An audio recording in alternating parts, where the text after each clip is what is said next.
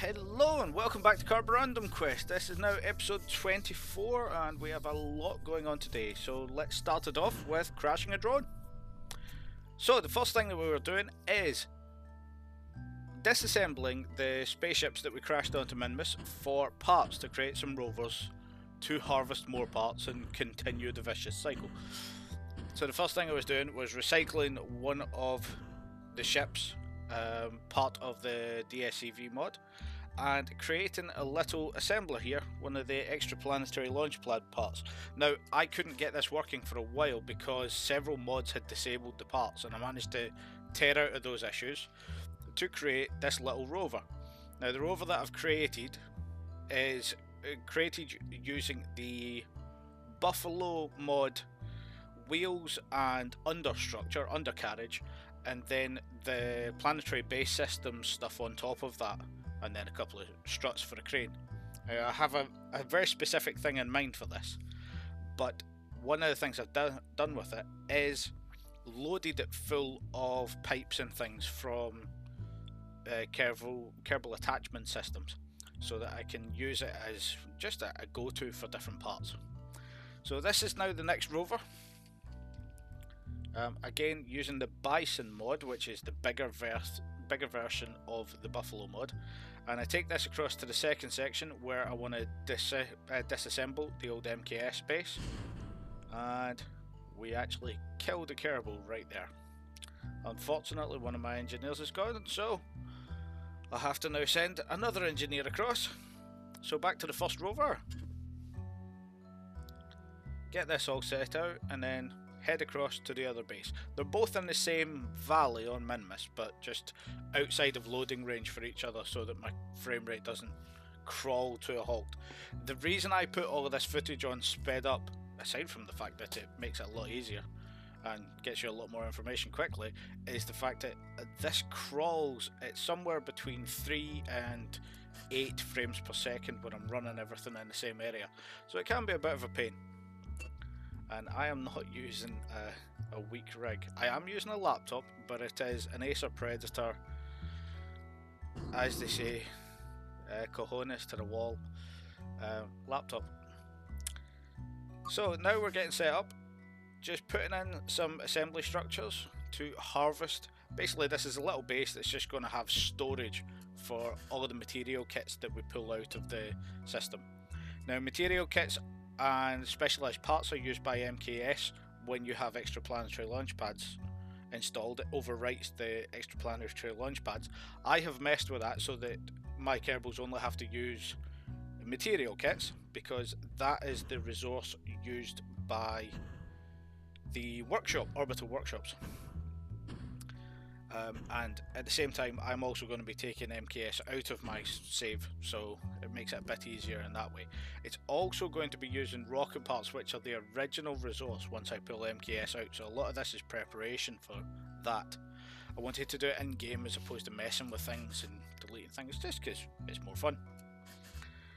So just installing some pipes there, some pipe connectors to start pulling things along, and as you see I've got the winch hooked up to my science lab. Now the reason I'm still doing this is because I have science in this lab and I don't want to lose the science. Since I actually filmed this, I found out that there is a part as part of the Pathfinder mod that I could have used to pull the science out of it, but lessons learned.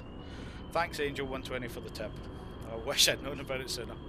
I probably did, I've seen all the stuff, but I just didn't twig in my brain. So now on to our Utopia Planitia. What we're doing here is this is a little launcher. It's the first time I've used a Mark II space plane in this series, but this is a little launcher that's just full of a whole load of KISS containers, just to get them so that I've got assembly parts. And this was my first idea for disassembling this station. I want to keep it in so people can see my thought process, but I was going to just harvest out the parts that I needed and then drop in some of the construction mods assembler parts. They're like clampatrons but for permanent construction, and I was going to put them onto the parts, but I decided to go against this. However, at the moment I've taken the top off of it. I lost a bit of footage, that's why there's an odd gap there. but then I just attached the SSTO to deorbit it. It had a big monopropellant tank on the main station section, so I just used the SSTO as a connection so that I didn't have to get any Kerbals out on the way down. And then, as usual, I ran out of fuel and couldn't land close to the VAB, so I landed somewhere towards the south of Kerbin. They'll be found at some point in the future. And now this is sending up a bit of science to run on the station just while other things are going on. I'm still trying to gather science.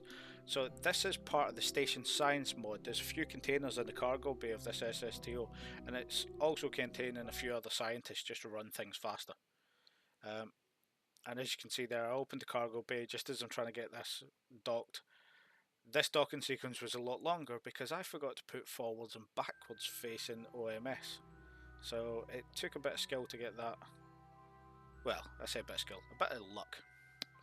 But now we begin the fun part. This is where I've had it with this station and I've decided to create an entirely new station. As you can see there, it needed a lot more parts than this station holds. So using the beautiful HX part mod for the B9 Aerospace. If anybody doesn't know B9 Aerospace, I don't know why, it's one of the oldest mods in the game. But the HX parts are some parts that people don't very often use, and they're some of my favourite, to be honest. So I created a huge launcher that could carry a lot of parts up. The HX parts are obviously they're not overly good. They're not brilliant. They're very well balanced for the size of them.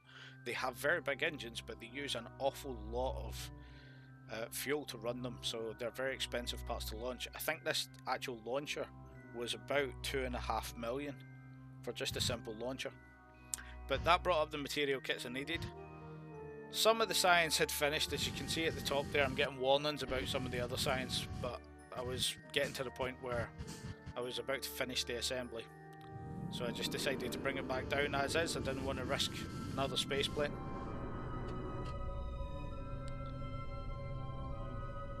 And a normal landing, for once.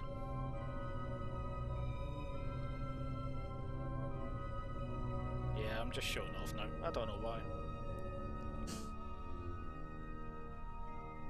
So, now we go back onto the Juna ship that was foretold in my previous video. So the Juna ship is in orbit. It's been in orbit for quite a while. It's been there for longer than most. And we're now at the point where I'm going to burn. Now, I am still a year away from the actual orbital burn. So what I've done is I am burning down towards the sun, so closer into the solar system, to try and slingshot round and come in behind Juna.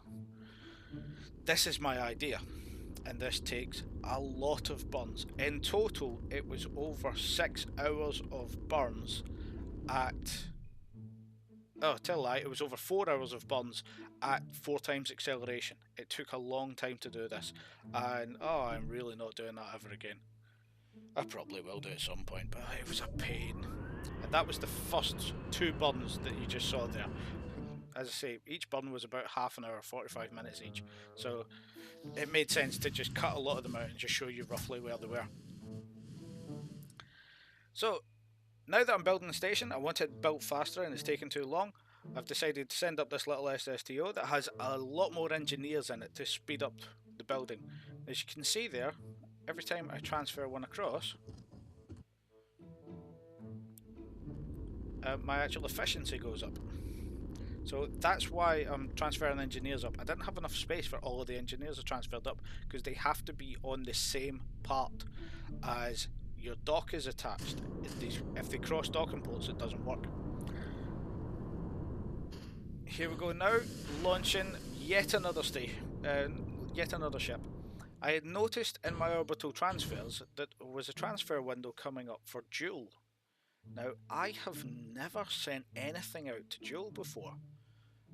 I have literally hyperwarped something into the system once to have a look at the big Kerbin-sized planet. within the Joule system, but I had never actually gone out there properly. So I decided that because this transfer window was coming up, I would take the design that I sent to Dres, modify it slightly, hopefully make it slightly better, and send it out to Joule. So that's the idea in this, is just sending a craft out there. It'll take a lot longer to get there, but here we go, just setting my warp alarm. And here we go. And as you can see, my new station is slightly bigger than the old one. It's the biggest dock that they do in the dock and port mod, the station construction mod. I've forgotten the proper name of it. But there we go, I've built it. As you can see at the back of it there, just drifting out, I have some of, again, the DSEV mod. I absolutely love it. I am a complete fanboy for that mod. And now I'm just turning around the old station, and my idea is to just take off this central core, because a lot of the parts for the station have their own probe cars. That's how I connected them in the first place. So I decided to disassemble it. As you can see, it was a rapid and unplanned disassembly and completely vanished. But I decided to just take off this long section and dock it onto the back of the station for the moment. And then I can run the science until it runs out, and then pull this station off and replace it, pull this section of the station off and replace it with something better. So that's where we are. We have a station. I'm still running science. I've got a lot of science in this particular station. And then I decided to deorbit a lot of the parts. Sometimes using the SSTO, sometimes just smash them into the atmosphere. But as people that have seen the previous videos know, I have way too many credits at the moment, so it doesn't really matter what I do. I can afford to do absolutely anything in the game at the moment, including crashing a ship just like that. I am genuinely surprised that actually landed. But as you can see, I ran out of fuel, so there wasn't much else I could do with it. So that's the state of play at the moment. We have a lovely station. We have another burn. I have a bit of hatred every time I see that ship now because of how many burns there are.